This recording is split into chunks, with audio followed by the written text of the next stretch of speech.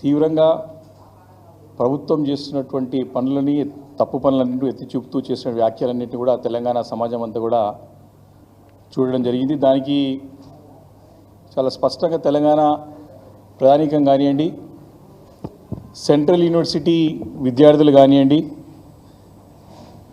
అదేవిధంగా అక్కడ central university Hyderabad central university ప్రొఫెసర్లు చేసినటువంటి ఆందోళనలు,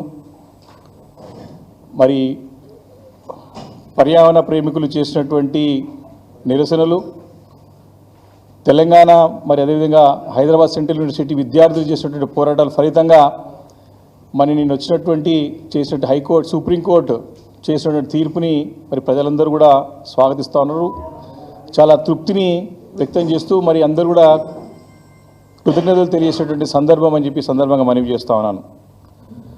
మరొకసారి రుజువైంది, మరి రాష్ట్రంలో గుంటనక్క పాత్ర పోషిస్తున్న ఎవరో స్పష్టంగా మరొకసారి రుజువైంది. ఆ రోజు అసెంబ్లీలో ముఖ్యమంత్రి రేవంత్ రెడ్డి గారు మాట్లాడుతూ హైదరాబాద్ సెంట్రల్ యూనివర్సిటీలో విద్యార్థులు ఎవరు పోరాటం చేస్తలేరు, అక్కడ ప్రొఫెసర్లు ఎవరు ఆందోళన చేయట్లేదు, పర్యావరణ ప్రేమికులు ఎవరు కూడా మరి ఆందోళనలు కానీ నిరసనలు తెలియజేయట్లేదు, కేవలము గుంటనక్కలు కాచుకొని ఉన్నాయి అక్కడ అని చెప్పి ఒక మాట అసెంబ్లీ వేదికగా రికార్డులో మాట్లాడిన సందర్భాన్ని గుర్తు చేస్తూ మరి ఈరోజు ఈ యొక్క వ్యవహారంపై సుప్రీంకోర్టు చేసినటువంటి వ్యాఖ్యలని ఒక్కసారి పరిగణలోకి తీసుకుంటే మరి రాష్ట్రంలో గుంటనక్క ఎవరు, దొంగ చాటున ఎవరు ఈ యొక్క వ్యవహారాలు నడిపిస్తున్నారు, భూములు దొంగతనంగా అమ్ముకోవాల్సిన అవసరం ఏమున్నది అని స్పష్టంగా సుప్రీంకోర్టు ప్రశ్నించినప్పుడు సాక్షాత్ ముఖ్యమంత్రి రేవంత్ రెడ్డి గారే మరి గుంటనక్కలాగా వ్యవహరిస్తున్నారని చెప్పి సందర్భంగా మనవి చేస్తూ ఉన్నాను. ముఖ్యంగా ఈ యొక్క భూముల వ్యవహారం అయితే ముఖ్యంగా హైదరాబాద్ సెంట్రల్ యూనివర్సిటీకి సంబంధించినటువంటి కంచె గచ్చిబౌలికి సంబంధించినటువంటి భూముల వ్యవహారంలో ఎందుకు వారాంతపు సెలవులలో, ఎందుకు కోర్టులు పనిచేయని సమయంలో గుంటనక్కలాగా పనిచేయాల్సిన అవసరం ఏముందని ప్రత్యక్షంగా పరోక్షంగా అర్థమయ్యే విధంగా సుప్రీంకోర్టు వ్యాఖ్యానించడం అందరం కూడా గమనిస్తూ ఉన్నాం, అందరం చూస్తూ ఉన్నాం. కాబట్టి కేవలం ఒక 10,000 కోట్ల రూపాయలకి కక్కుర్తి పడి మరి ఏ రకంగా దాన్ని సాధించాలనేటువంటి ఉద్దేశంతో మరి పర్యావరణ విధ్వంసానికి పాల్పడ్డటువంటి ముఖ్యమంత్రి రేవంత్ రెడ్డి గారు మళ్ళొకసారి ఏ రకంగా దొంగలాగా దొరికిపోయినాడో స్పష్టంగా మనకు అందరికీ అర్థమవుతా ఉన్నది. ఎన్నిసార్లు కోర్టులు ముట్టకాయలు వేసినా తన బుద్ధి మార్చుకోవడం లేదు. న్యాయస్థానం ఎన్నిసార్లు గడ్డిపెట్టినా ఈ ముఖ్యమంత్రి రేవంత్ రెడ్డి గారిలో మార్పు రావడం లేదు. కాబట్టి కేవలం ఆయన యొక్క రాజకీయ స్వార్థం కోసానికి ఏ రకంగానైతే ప్రజలను తప్పుదారి పట్టించి మోసం చేసినాడో ఇప్పుడు కోర్టులను కూడా తప్పుదో పట్టించే ప్రయత్నం చేస్తే కోర్టులు చెంపదెబ్బ లాంటి ఒక తీర్పులను కానివ్వండి వ్యాఖ్యలు చేయడం చూస్తూ ఉంటే మరి ముఖ్యమంత్రి యొక్క వ్యవహారం వారి యొక్క మానసిక స్థితి ఏ రకంగా ఉందో స్పష్టంగా అర్థమవుతా ఉన్నది. అంటే వారు గతంలో చాలా సందర్భాల్లో మరి చూసినాం, వారి సందర్భం లేకుండా అసందర్భంగా మాట్లాడినటువంటి వ్యాఖ్యలు కానివ్వండి, వారు చేసినటువంటి తీవ్ర ఆరోపణలు కానివ్వండి, గత ప్రభుత్వం గురించి పదే నిందలు మోపేయడం కానివ్వండి, వారి పని చేయడం చేత కాక తన యొక్క అసమర్థతతోని, తన యొక్క అనలసిత నిర్ణయాలతోని, తన యొక్క అవినీతి రహిత్యంతో తీసుకున్న నిర్ణయాలన్నీ కూడా రాష్ట్రానికి శాపంగా మారినాయి, తెలంగాణ రాష్ట్రానికి శాపంగా మారిన పదే మేము చెబుతూ వస్తున్న సంగతిని గుర్తు చేస్తూ ఉన్నాను. కాబట్టి కంచె గచ్చిబౌలి విషయంలో చాలా స్పష్టంగా సుప్రీంకోర్టు మరి ఈ యొక్క అడవిని పునరుద్ధరిస్తారా లేకపోతే జైల్లోకి వెళుతారని ప్రత్యక్షంగా అధికారులని మరి హెచ్చరించడం చూస్తూ ఉంటే మరి ముఖ్యమంత్రి గారు మాటలు పట్టుకొని పోతే కుక్కతోగ పట్టుకొని గోదావరి ఈదినట్టే ఈ అధికారుల పరిస్థితి. అందుకే ముఖ్యమంత్రి తీసుకునే నిర్ణయాలని జాగ్రత్తగా పరిశీలించి మరి మీరు నిర్ణయం తీసుకొని ముందుకు పోతే మీకు బాగుంటుంది తప్ప ఏ రకంగానైతే తెలంగాణ రాష్ట్రం పరువు ఇప్పటికే మంట కలిపినని ముఖ్యమంత్రి గారు ఇంకా రాబోయే రోజుల్లో కూడా ఇదే రకంగా వివరిస్తే మాత్రం చాలా తీవ్రమైనటువంటి మరి అభాసుపాలు కావడం కాదు, అధికారులు జైల్లో పోవడం ఖాయమని చెప్పి ఈ సందర్భంగా నేను మనవి చేస్తా ఉన్నాను. అయితే మొన్న సెంట్రల్ ఎంపవర్మెంట్ కమిటీ కూడా తమ యొక్క తుది నివేదికలో చాలా కీలకమైన అంశాలని విషయాలను వెల్లడించడం జరిగింది. తప్పకుండా ఆ విషయంలో అందరూ కూడా ప్రజలకు తెలియాల్సిన అవసరం ఉన్నది. తప్పకుండా యొక్క గచ్చిబౌలి 400 ఎకరాల స్థలం ఏదైతే ఉన్నదో అది క్లియర్గా క్యారెక్టరిస్టిక్స్ ఆఫ్ ఫారెస్ట్ ఉంది అని చెప్పి స్పష్టంగా ఈ 400 ఎకరాల్లో అటవీకి సంబంధించినటువంటి యొక్క మరి ఆ ఒక క్యారెక్టరిస్టిక్స్ ఆ స్థలానికి ఉన్నాయని చెప్పి స్పష్టంగా చేయడం జరిగింది. కాబట్టి ఏదైతే వైల్డ్ లైఫ్ ప్రొటెక్షన్ యాక్ట్ 1972 ప్రకారం ఈ 400 ఎకరాల భూమి డీమ్డ్ ఫారెస్ట్గా ఖచ్చితంగా ప్రకటించాలని ఈ యొక్క సెంట్రల్ ఎంపవర్మెంట్ కమిటీ సిఫార్సు చేసే సంగతి తెలంగాణ సమాజం అంతా కూడా మరి గమనించాల్సిన అవసరం ఉందని చెప్పి ఈ సందర్భంగా మనవి చేస్తూ ఉన్నాను. కాబట్టి రాత్రికి రాత్రి మరి దగ్గర 400 ఎకరాల పైన ఈ అడవిని ఖతం చేసి మొత్తం కూడా సాఫ్ చేయించి వందల కొద్ది బుల్డోజర్లతోని డజన్ల కొద్ది బుల్డోజర్లతోని మరి ఈ యొక్క అరాచకత్వాన్ని ప్రభుత్వం ఏ రకంగా ప్రదర్శించిందో మనందరం కూడా కళ్ళారా చూసాం. చూడడమే కాకుండా ఈ వాస్తవాలన్నింటినీ కూడా ప్రజలందరూ కూడా మరి ప్రభుత్వం దృష్టికి తీసుకోవడానికి ప్రయత్నం చేస్తే బాధ్యత గల అపోజిషన్ పార్టీగా మేము కూడా తీసుకెళ్ళే వారు చేస్తే తప్పు అని వారికి చెప్పే ప్రయత్నం చేస్తే ఇవన్నీ ఆర్టిఫిషియల్ ఇంటెలిజెన్స్లో వీడియోలు తయారు చేసుకొచ్చి ప్రజలను తప్పుదారి పట్టిస్తున్నారని చెప్పేసి కూడా ఆ రోజు మరి ముఖ్యమంత్రి వ్యాఖ్యానించడం మనందరం చూసాం. ఈరోజు ఇప్పటికైనా గల కళ్ళు తెరిగి బుద్ధి తెచ్చుకోవాలి ముఖ్యమంత్రి గారు.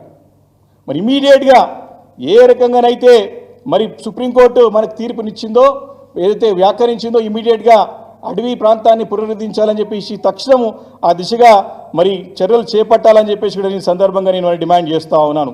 కాబట్టి ఇదే కాకుండా కేవలము పర్యావరణ విధ్వంసమే కాదు, దీంట్లో పెద్ద ఎత్తున మరి ఒక ఆర్థిక లావాదేవీలపై కూడా అనుమానాన్ని వ్యక్తం చేసేటువంటి సందర్భంగా నేను మనవి చేస్తూ ఉన్నాను.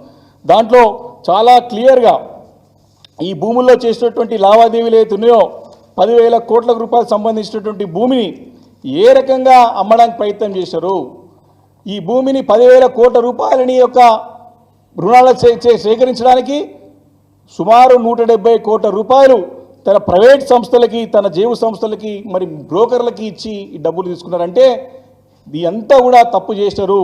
ఇదే ఒక సాధికారిక కమిటీ ఏదైతే ఉన్నదో సెంట్రల్ ఎంపవర్మెంట్ కమిటీ ఉన్నదో మరి ఈ 4 ఎకరాల భూమిని తాకట్టు పెట్టినటువంటి వ్యవహారం వారు సేకరించినటువంటి మరి యొక్క నిధులని తప్పుపడుతూ ఇవన్నీ కూడా పొటెన్షియల్ ఫైనాన్షియల్ ఇంప్రాపరిటీగా వారు దీన్ని అంశాన్ని మరి నివేదికలో పొందుపరిచిన సంగతి మనవి చేస్తా ఉన్నాను. అంటే ఈ మొత్తం వ్యవహారంలో స్పష్టంగా ఇండిపెండెంట్ బాడీతోని మరి దీంట్లో ఎంక్వైరీ జరగాల అని కూడా ప్రస్తావించింది. అంటే ఇండిపెండెంట్ స్వతంత్ర దర్యాప్తు జరగాల్సిన అవసరం ఉన్నది. ఈ 10,000 కోట్ల రూపాయల లావాదేవీల్లో దర్యాప్తు జరగాల్సిన అవసరం ఉన్నది ఖచ్చితంగా అని ఈ యొక్క సెంట్రల్ ఎంపవర్మెంట్ కమిటీ అభిప్రాయపడే సంగతి ఈ సందర్భంగా మనవి చేస్తా ఉన్నాను. కాబట్టి సుప్రీంకోర్టు చాలా క్లియర్గా అంటే చాలా స్పష్టంగా తెలియజేసింది.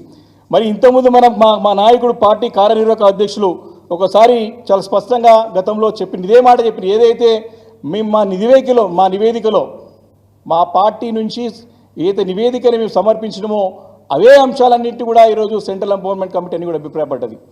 ఏదైతే హైదరాబాద్ సెంట్రల్ యూనివర్సిటీ విద్యార్థులు ప్రొఫెసర్స్ పర్యావరణ ప్రేమికులు అందరూ కూడా లిఖితపూర్వక ఇచ్చినటువంటి అంశాలను కూడా పరిగణలోకి తీసుకొని ఈరోజు సెంట్రల్ ఎంపవర్మెంట్ కమిటీ ఇచ్చినటువంటి మరి ఆ ఒక నివేదికని మేము నిజంగా చాలా సంతోషంగా స్వాగతిస్తూ ఉన్నాం.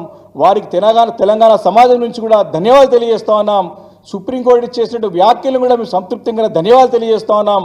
కానీ ఈ ప్రభుత్వం ముద్దు నిద్ర మాని తన యొక్క మరేమంటారంటే అరాచకత్వాన్ని తన యొక్క సంకుచిత ఆలోచనని మానుకొని మరి బ్రాడ్ మైండ్గా వచ్చి ఈ యొక్క అడవిని పునరుద్ధరించాల్సిన అవసరం ఉందని చెప్పేసి కూడా సందర్భంగా మేము చేస్తూ ఉన్నాను.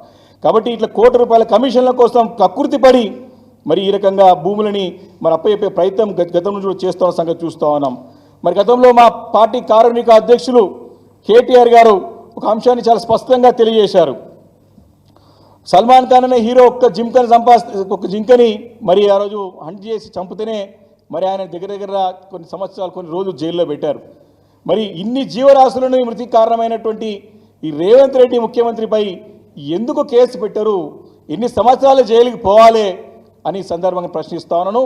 ఇదే ఒక సెంట్రల్ ఎంపవర్మెంట్ కమిటీని నేను కోరుతా ఉన్నాను మా పార్టీ తరఫున. ఖచ్చితంగా మీరు ఎట్లయితే వైల్డ్ లైఫ్ ప్రొటెక్షన్ యాక్ట్ 1972 ప్రకారం ఈ యొక్క కంచే గచ్చి భూమి స్థలాలన్నింటి కూడా 400 ఎకరాల్లో ఎట్లయితే అటవీ ప్రాంతాన్ని పునరుద్ధరించాలని కోరుతున్నారో ఇదే వైల్డ్ లైఫ్ ప్రొటెక్షన్ యాక్ట్ 1972 ప్రకారం ఈ ముఖ్యమంత్రి రేవంత్ రెడ్డి పైన కేసు పెట్టాలని చెప్పేసి కూడా ఈ సందర్భంగా నేను డిమాండ్ చేస్తూ ఉన్నాను. కాబట్టి అనేక చట్టాలు ఉన్నాయి. వాల్టా చట్టం కానివ్వండి, అదేవిధంగా 1996లో సుప్రీంకోర్టులో ఇచ్చినటువంటి గోవర్మాన్ జడ్జిమెంట్ కానివ్వండి, అదేవిధంగా ఈ ఒక వన్యప్రాణి సంరక్షణ చట్టం వంటి యొక్క అన్ని చట్టాలను ఉల్లంఘించినటువంటి ముఖ్యమంత్రి గారి పైన తప్పకుండా చట్టరీత్యా మరి చర్య తీసుకోవాలి, కేసులు పెట్టాలని చెప్పేసి సందర్భంగా మనవి చేస్తూ ఉన్నాను. ఈ రకంగా మరి ఆర్థిక లావాదేవీలకు సంబంధించినట్టు కూడా ఈ యొక్క తను జేవు సంస్థగా బ్రోకర్ సంస్థగా ఏర్పాటు చేసుకున్నటువంటి ట్రస్ట్ ఇన్వెస్ట్మెంట్ అడ్వైజర్స్ దగ్గర 37 ఆర్థిక సంస్థలకు తప్పుదో పట్టించి ఈ యొక్క 10,000 కోట్ల రుణాలని ఇప్పించిన సంగతి మనందరం కూడా గమనించాల్సిన అవసరం ఉన్నది. కాబట్టి దీనిపైన ఈ మొత్తం ఆర్థిక అవకతవకలపైన ఎంక్వైరీ చేయమని చెప్పేసి గతంలో మా పార్టీ తరఫున సిబిఐ కానివ్వండి, సెబీ కానివ్వండి, అదేవిధంగా ఆర్బీఐ కానివ్వండి లిఖితపూర్వకంగా మా పార్టీ తరఫున కేటీఆర్ గారు సంప్రదించిన వారికి లిఖితపూర్వకంగా కంప్లైంట్ చేయడం జరిగింది. అందుకే ఈ మొత్తం 10,000 కోట్ల రూపాయల స్కామ్లో ముఖ్యమంత్రి రేవంత్ రెడ్డి గారితో పాటు కీలకమైన ఒక బీజేపీ ఎంపీ పాత్ర కూడా ఉంది. కాబట్టే కేంద్ర సంస్థలు స్పందిస్తలేవు, దీనిపైన దర్యాప్తు చేయట్లేదు, దీనిపై దర్యాప్తు చేయమని చెప్పి కూడా సందర్భంగా మనవి చేస్తా ఉన్నాను. చివరిగా ఈ యొక్క మొత్తం అంశం పైన మేము చాలా పారదర్శకంగా ఉన్నాం. గతంలో మా పార్టీ కేసీఆర్ గారి నాయకత్వంలో తెలంగాణ రాష్ట్రాన్ని అనేక రకాలుగా అనేక రంగాల్లో అభివృద్ధి చేసినటువంటి చరిత్ర మా పార్టీకి మా నాయకత్వంకి ఉన్నది. కేసీఆర్ గారి నాయకత్వంలో అటు అభివృద్ధితో పాటు పర్యావరణ పరిరక్షణ కూడా మేము బాటలు వేసి పర్యావరణాన్ని కాపాడడంలో హరితహారం లాంటి చక్కటి గ్రీన్ ఇనిషియేటివ్ని తీసుకొని గ్రీన్ కవర్ని పెంచి మరి హైదరాబాద్ నగరాన్ని తెలంగాణ రాష్ట్రాన్ని ప్రపంచంలోనే ఒక ఆదర్శంతో రాష్ట్రంగా తీర్చిదిద్దిన ఘనత మాకున్నది. కాబట్టి పారదర్శకంగా అటు పర్యావరణాన్ని కాపాడుకుంటూ పెంపొందించుకుంటూ అభివృద్ధిని కూడా మేము ముందుకు తీసుకెళ్ళాం. కానీ ఈ రకంగా అరాచకంగా ఎప్పుడు కూడా మేము చేయలేదు. కాబట్టి ఇప్పటికైనా కాంగ్రెస్ ప్రభుత్వం బుద్ధి తెచ్చుకొని ఈ ధ్వంసం చేసేటువంటి అడవిని ఇమీడియట్గా మరి పునరుద్ధరించి మరి దాన్ని పాత ఏ రకంగా అయితే ఉండనో మళ్ళీ ఆ రకంగా చేయాలని చెప్పేసి కూడా మేము డిమాండ్ చేస్తూ ఉన్నాం. ఈ ప్రభుత్వానికి అలవాటు అయిపోయింది. గత సంవత్సరం నుంచి కూడా వారు ఏది బట్టకాల్చి మీదేసి పని చేసుకుంటూ ముందు పోయేటువంటి అలవాటు అయిపోయింది వీళ్ళకి. వారి యొక్క వీపుగా తెలుస్తలేదు. ఈరోజు నేను చూసినాం, సాక్షాత్తు రాష్ట్ర క్యాబినెట్లో ఉన్నటువంటి క్యాబినెట్ మంత్రే ఏం చెప్తున్నది, ఫైలు క్లియర్ కావాలంటే డబ్బులు తీసుకుంటున్నారు మా మంత్రులు అని చెప్తున్నది. మా ముఖ్యమంత్రి అని చెప్పలేదు. అంతేగా అంటే ఒక క్యాబినెట్ మినిస్టర్ క్లియర్గా ఏం చెప్తుంది, మేము డబ్బుల గురించే పనిచేస్తున్న మా మంత్రులంతా. అంటే ఈ యొక్క గచ్చిబౌలి యొక్క స్థలాల యొక్క కుంభకోణం 10,000 కోట్ల రూపాయల కుంభకోణం, ఖచ్చితంగా దీంట్లో 170 కోట్ల రూపాయలు చేతులు మారడం, ఇవన్నీ చూస్తూ ఉంటే ఈ ప్రభుత్వం కేవలం కమిషన్ల గురించి డబ్బుల కోసమే పనిచేస్తుందని చెప్పేసి సాక్షాత్తు క్యాబినెట్లో ఉన్నటువంటి వారు మంత్రి కొండే సురేఖ గారు చేసినటువంటి స్టేట్మెంట్ చూస్తూ ఉంటే వీటన్నిటి కూడా బలం చేకూరుతూ ఉంది. ఇలా రాష్ట్రంలో చూస్తూ ఉంటే ఎట్లుందంటే ఐపీఎల్ మ్యాచెస్ మనకి 2 సంవత్సరాలకు ఒకసారి సీజన్ వస్తుంది. కానీ డే 1 నుంచి కూడా ఈ తెలంగాణ రాష్ట్రంలో కాంగ్రెస్ ప్రభుత్వం వచ్చిన తర్వాత టీపీఎల్ మ్యాచెస్ స్టార్ట్ అయినాయి. Telangana premier leagues.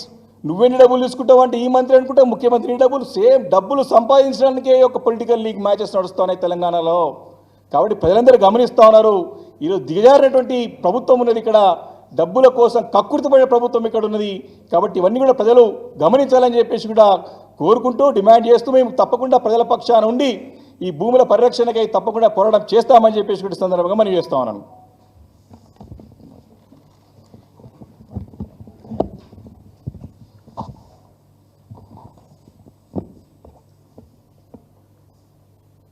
అందరికీ నిన్న జరిగినటువంటి ఆక్రమణ కేసులు ఏదైతే ఉన్నాయో నిన్న ఒక స్టేట్మెంట్ రావడం జరిగింది. ఏదైతే రాములు నాయక్ గారు